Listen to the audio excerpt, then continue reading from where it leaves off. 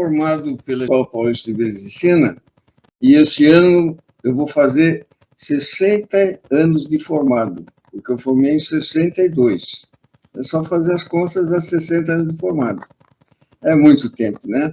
É uma vida toda. Quer dizer, por que eu fiz medicina? Para te ser sincero, eu não sei. Porque até o segundo ano, na minha época, não tinha, não era colegial, tinha científico e clássico. Científico era para as cadeiras técnicas e o clássico era para as cadeiras humanas, direito, mais ou menos assim. Quando eu estava no segundo ano científico, eu sempre disse que iria fazer engenharia. Também não sei por quê, eu gostava de matemática, talvez fosse por isso. De repente, eu decidi fazer medicina. Eu não sei por quê, por influência de quem, não tinha nem médico na minha família, nada. Eu resolvi fazer medicina, prestei a USP, tomei bomba, né? E depois entrei na Escola Paulista no outro ano com um cursinho. E aí, naquela época, foi interessante, porque a minha turma, a Escola Paulista era uma escola particular. E a minha turma foi a primeira turma que pegou a escola federalizada. Aliás, eu fiz o exame porque estava para federalizar. Porque meu pai era mecânico e não tinha condição de pagar uma escola médica de jeito nenhum, apesar de naquela época ser muito diferente de hoje. Bom, aí entrei na faculdade, quer dizer, foi uma festa, né? Quer dizer, filho de um mecânico entrar na faculdade de medicina era uma coisa assim, não tão usual. Mas tudo bem, minha família sempre me incentivou, e aí entrei na faculdade, tudo bem. Qual que foi o primeiro trauma? O primeiro trauma chama trote. Eu nunca vi, e naquela época era meio violento, eu nunca vi jogar tanto recalque em cima dos outros. Tinha algumas coisas engraçadas, mas a maioria assim, era agressiva, entende? Tanto é que depois disso eu nunca dei trote. Nunca. É lá, recebi os calouros, até brincava com eles, podia até fazer uma gozação, mas é uma coisa leve, né? E, aliás, falando de trote, uma das coisas mais engraçadas que eu vi, essa eu dei risada, mas eu já estava até formado. Na Napoleão de Barros, passava um ônibus. Então, um calor, eles deixaram um calor só com um lençol da frente, como se fosse uma fralda, com uma chupetona na boca, e amarraram uma corda no ônibus, e o motorista do ônibus ia andando devagar e o cara puxando o ônibus como se estivesse puxando o carrinho. Aí até o calor dava risada, foi muito engraçado. Bom, aí começou o trauma, a anatomia. Poxa, imagina, o professor obrigava a estudar pelo Testi, era um tratado de anatomia de 4 volumes. Você imagina, você saiu do colegial, cursinho, 4 volumes para estudar anatomia e tinha que estudar ali com cadáver, né? Quer dizer, aquele cheiro de formol, eu tinha até uma hipersensibilidade ao formol, e ler aquele troço. Eu achei aquilo horrível, antipedagógico, anti tudo. A gente estudava pelo textezinho, que era um resumo, mas precisava estudar escondido, porque se o professor pegasse, tomava bronca. Então, foi o primeiro trauma. Agora, por outro lado, tinha uma coisa muito interessante. Hoje isso parece brincadeira, se vou contar para um aluno de medicina isso hoje. O professor Nilceu, aliás, ele foi diretor da escola e morreu afogado, depois eu te conto essa história. O Nilceu Marques de Castro era professor de histologia. E ele tinha uma coisa interessante, a gente era obrigado a olhar a lâmina e fazer o desenho da célula e do tecido. Era uma coisa interessante para gravar. Hoje não teria nenhum sentido fazer isso, né? Hoje o cara tira uma foto com o computador, com o celular e acabou, né? Então foi indo. Aí começaram as cadeiras básicas, segundo ano. Olha, acho que eu não repeti por pouco, viu?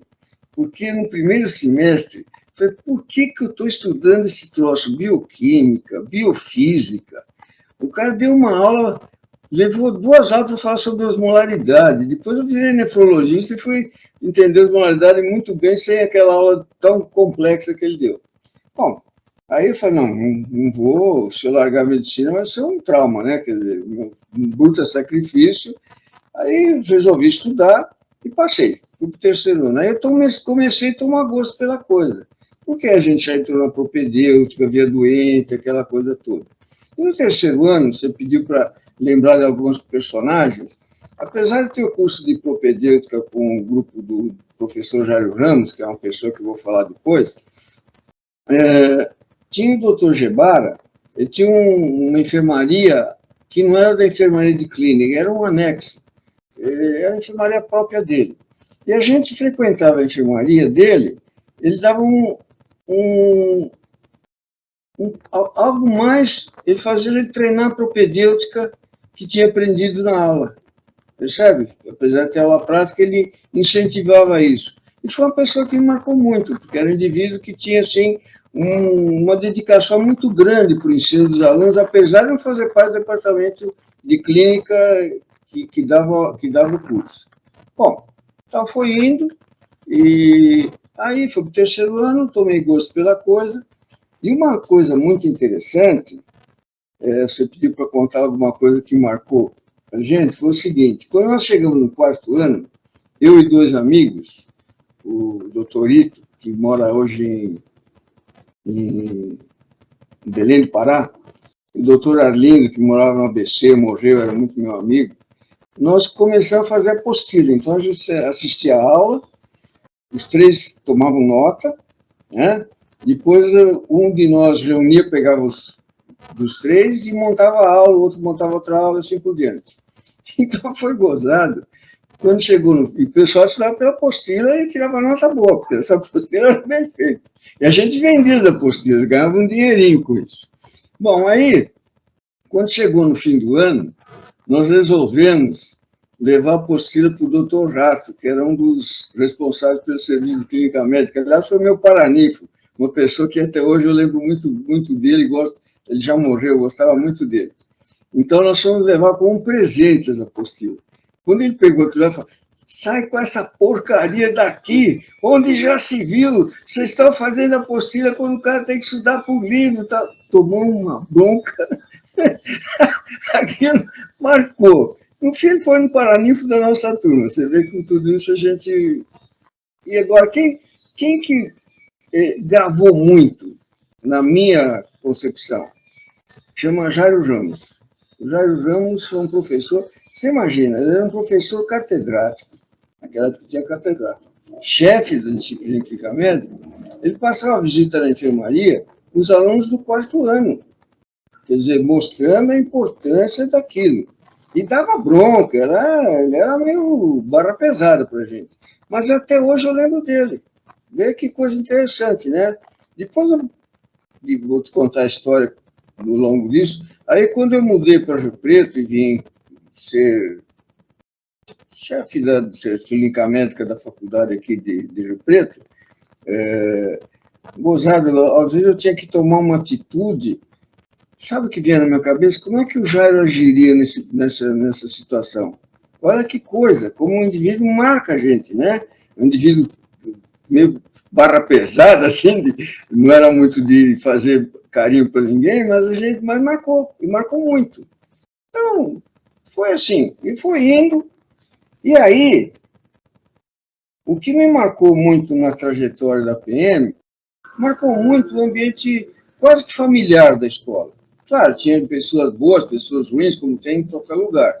Mas o que me marcou muito foi a formação ética, a conduta dos professores, dos docentes. Isso marcou muito. Marcou por um bom tempo. E aí, na minha classe, tinha grupinhos. Como em toda classe, né? Tinha o grupo A, B, C e tal. Mas, no geral, a gente vivia numa boa, sem grandes problemas. Bom, e foi indo, foi passando o curso, e duas coisas me chamaram a atenção. Uma delas você vai dar até risada. Quando nós estávamos no sexto ano, quinto ou sexto ano, não me lembro, tinham duas chapas disputando o diretório acadêmico. Então tinha uma chapa que eu não me lembro o nome, e uma outra disputando, e uma briga acirrada mesmo para disputar o diretório acadêmico, né? Naquela época, centro acadêmico.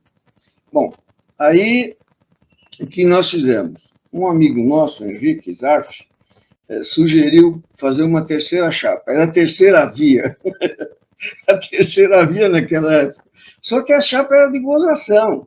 Então, nós fundamos a MULA, Movimento Universitário de Libertação Acadêmica, e fizemos um comício.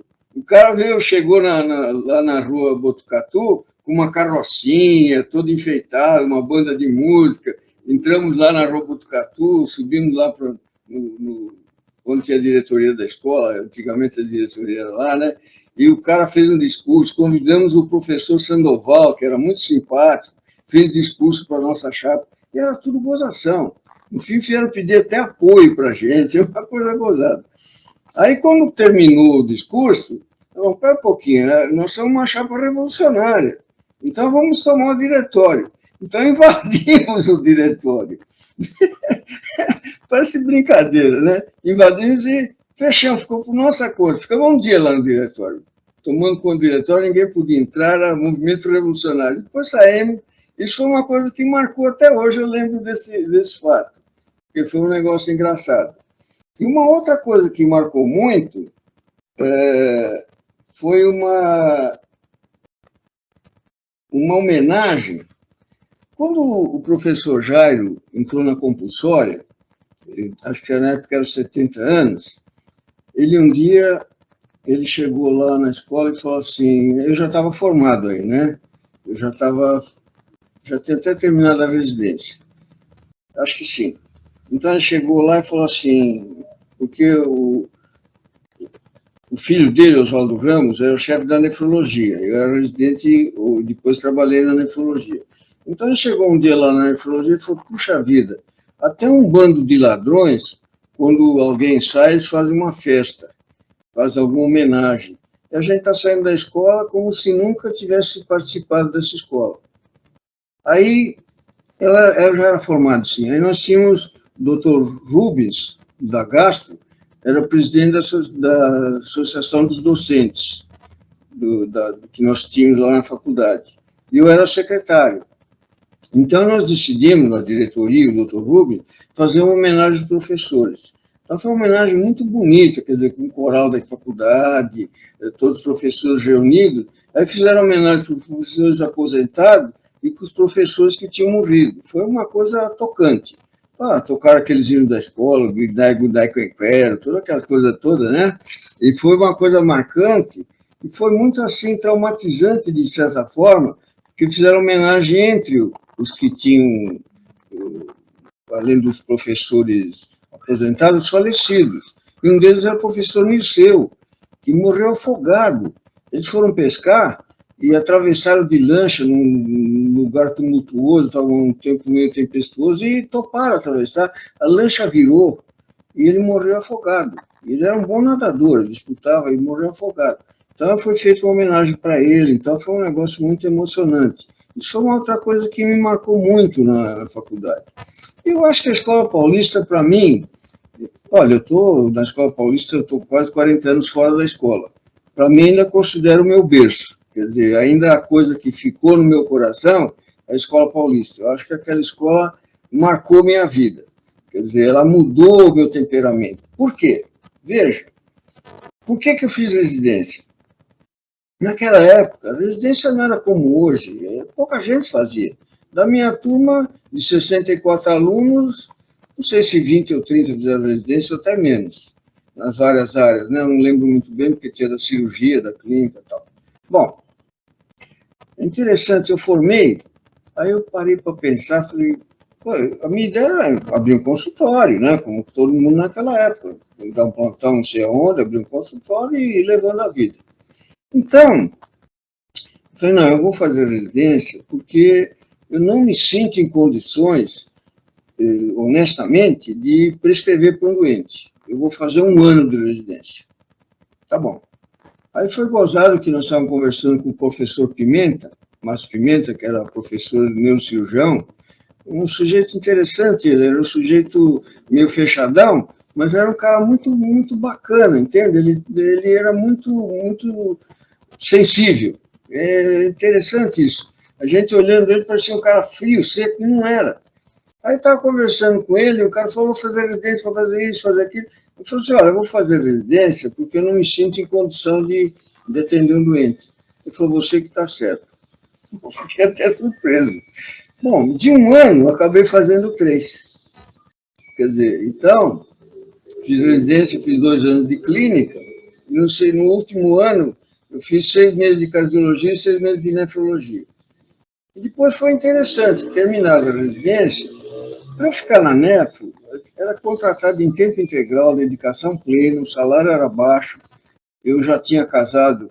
Aliás, minha mulher me aturou muito, sabe? Porque eu namorei 9 anos e casei com uma R3. Imagina, ela está aqui do lado, está aqui no nosso quarto. Então, eu falei, bom, agora eu preciso casar, não dá para sustentar a família com aquele dinheiro. Aí eu fui trabalhar no servidor, a convite do Dr. Silvio Carvalhal, que depois foi para Campinas, foi professor lá da Unicamp e da PUC. Aí foi gozado, porque eu entrei no servidor num horário que a gente tinha que atender só... Veja, para entrar no servidor, eu não tinha terminado a residência, não podia ter emprego fora. Então, o pessoal, faltavam 2 meses para terminar a residência. Então, eu conversei com os responsáveis, eles me liberaram às 4 horas da tarde, tinha um horário que era das 4 às 8 lá no servidor, mas tinha que atender só ambulatório, para depois ir para a enfermaria, que o doutor Silvio queria que eu fosse trabalhar com ele. Só que tem uma coisa, quando acabou a residência que eu ia para a enfermaria, o doutor Silvio foi embora do servidor e eu fiquei na mão. Então, eu fiquei 1 ano lá no servidor, trabalhando naquele ambulatório. Falei, pô, o que eu estou fazendo aqui, né? Aí fui conversar com o Oswaldo Ramos. E é o seguinte, aí o doutor Magid Yunes, que era da medicina preventiva, que é outra pessoa que eu tenho em grande conta, influiu muito na minha vida, ele me convidou para trabalhar no ambulatório de preventiva. E eu tinha um saláriozinho para trabalhar naquele ambulatório, né? E aí, um dia, quando eu saía lá da faculdade, do ambulatório, eu ia lá para a Nefro, bater papo com o pessoal que estava lá na Nefro. E gozado que um neurologista, infelizmente eu esqueci o nome dele, chato isso, ele foi uma coisa interessante. Ele falou, puxa, por que você não volta aqui para a escola? Você na preventiva, volta para cá. Eu falei, não dá para trabalhar com esse salário que ganha aqui, não sei o quê. Por que você não fala com o Oswaldo Ramos? Porque só você dá um plantão fim de semana fora, ninguém precisa saber se você está dando plantão fora e tal. Aí eu fui falar com o Oswaldo. Ele falou, tudo bem. Pouco depois eu estava contratado lá na Nefro. Eu fiquei na Nefro alguns anos. Eu não sei porque que eu vim para Rio Preto, até hoje eu me pergunto, sabe? Porque é o seguinte, eu trabalho... olha como o mundo é gozado. Aí eu fui contratado, você está me ouvindo? Fui contratado em tempo integral na Nefro, e tinha mais o salário do meu plantão, e estava para levar a minha vida. Só que aí aconteceu uma coisa interessante. O mesmo governo que exigia tempo integral de dedicação plena, de repente diminuiu o horário da faculdade. Eu passei para 20 horas. Então, eu ficava 20 horas na escola e depois ficava dando plantão, essa coisa toda e tal, levando uma vida meia dura. Talvez isso tenha influído um pouquinho. E lá na Nefro, eu tive grandes amigos, né? E o professor Oswaldo Ramos, que é o filho do Jairo, nossa, ele influiu muito na minha vida também. E um orientador foi o doutor Horácio Eisen, que já morreu. Aí eu fiz uma tese sobre renina, né? Naquele tempo não tinha pós-graduação, era doutorado, mas não tinha pós-graduação. Aliás, era chato, o pessoal acha que era mais fácil, não era não. A gente só fazia tese quando o chefe do serviço dizia que a gente estava em condições de fazer, senão não deixava fazer não. Então, eles que determinavam quem ia fazer ou não. Bom, eu fiz minha tese e prestei o concurso para assistente. Bom, prestei o concurso para assistente e olha que interessante. Eu prestei o concurso para assistente e 1 ano depois, o professor aqui de Rio Preto, chamado Emílio Franschetti, ele saiu da faculdade. Ficou meu amigo, tudo, mas eu conheci ele depois. Ele saiu da faculdade e levou a equipe. E eu estava ajudando, junto com o meu colega que já morreu, Anand de Andrade, achar alguém para vir para Rio Preto, porque Um parente do Magid, que foi meu professor também, doutor Antônio Nunes, uma pessoa muito bacana, estava procurando alguém para ficar na faculdade, certo? Bom, então o que aconteceu? Eu estava ajudando a procurar alguém, e aí o doutor Andrei falou, por que não vai você? Não, não vou, não. Acabei de fazer concurso para assistente. Aí o falou, não, quem sabe a gente consegue uma licença para você, que não remunerada, e você vai lá e tenta, se não der certo, você volta. Bom, aí eu acabei vindo para cá. E fiquei. E fiquei até hoje. E aqui em Rio Preto, você sabe que Rio Preto é uma coisa gozada, né? Eu estou de blusa aqui porque está frio hoje, mas aqui é tão quente que eu falo para todo mundo que se nós tratamos, se estiver certo, de ser que o mundo vai acabar em fogo, vai começar aqui por Rio Preto. É muito quente. Bom, e aqui eu vim para a faculdade de medicina, né? E a Escola Paulista até nisso foi muito, muito espetacular. Porque quando eu vim para cá, eu vim praticamente sozinho. Tentei trazer pessoas lá da faculdade, não vieram, eu acabei vindo sozinho. Encontrei um departamento esvaziado, eu precisava formar gente. Então nós começamos a residência, e naquela época era muito mais simples. Não era, hoje é muita gente fazendo medicina, muita competição, concorrência. Então o que acontecia? O indivíduo fazia 2 anos de residência aqui, em clínica, e eu precisava de um gastroenterologista, de um reumatologista, de endocrinologista, tudo isso. Então, o que eu fazia? Eu entrava em contato com o pessoal da Escola Paulista, nas várias áreas, né, da clínica, e falava, olha, eu tenho um rapaz aqui que fez 2 anos de residência, eu quero que ele fique aí, não como residente, né, mas como estagiário, 1 ou 2 anos e volte para cá. Era assim, ó, pode mandar. E com isso eu fui formando toda a equipe. Entende? Quer dizer, a Escola Paulista até nisso foi espetacular, quer dizer, me ajudou muito. Era uma coisa espetacular. Em qualquer departamento, disciplina que a gente pedia, nunca ouvi um não. Olha, pode mandar. Se, o máximo que a gente vê, olha, esse ano está complicado, manda ano que vem, uma coisa assim. Então, uma coisa foi muito boa. Então, veja, uma escola como essa, eu tenho que ter uma gratidão eterna. Aliás, olha, eu sinto muita falta. Eu gosto muito de São Paulo. Eu estou aqui no interior há alguns anos, mas eu sou paulistano, eu sou da Moca. E tem mais, vou te contar uma novidade, eu sou juventino. Eu morei na Rua Javari, e aquele gol do Pelé que passou, que ninguém não foi filmado, um gol mais bonito que ele fez, eu assistia, estava vendo o jogo naquele dia. Eu vou ler. Isso eu que escrevi. Ser médico. Ser médico é aceitar uma carreira em constante transformação e uma formação que se estende por toda a vida. Ser médico é vislumbrar o ser humano em sua essência e reconhecê-lo como uma maravilhosa obra da natureza, desvendando seus mistérios, vendo em cada paciente um semelhante, respeitando sua dignidade, seus valores, suas crenças e aliviando seu sofrimento e suas angústias, aliando ciência e humanidade. Está gostando, né? Tratar todos como iguais. Eis o segredo para exercer a medicina em sua forma mais legítima e justa. Ser médico é transformar a ciência da medicina em arte, empregando as novas conquistas tecnológicas, não como técnicos, mas como pessoas solidárias, sempre dispostas a ouvir, orientar e amparar aqueles que sofrem. Ser médico, antes de tudo, saber ouvir. Como dizia Hipócrates, ouça o paciente e ele lhe dará o diagnóstico. Ser médico é uma missão única, orientando na prevenção e manutenção da saúde, com um bem fundamental, tarefa que deve ser sempre compartilhada com os pacientes em batalha conjunta. Ser médico é atuar tanto nas sociedades de classe quanto na sociedade civil. Enfim, ser um cidadão. Em uma luta constante em prol de melhores condições de saúde para todas as classes sociais. Ser médico é assumir uma postura ética, respeitando os pacientes em sua individualidade biológica, psicológica e em suas relações sociais, colocando o bem-estar do próximo como meta da sua atividade profissional. Adotar como norma os princípios basilares da beneficência, da autonomia e da justiça. Orientar os pacientes mas sempre lembrar de sua liberdade como um direito natural.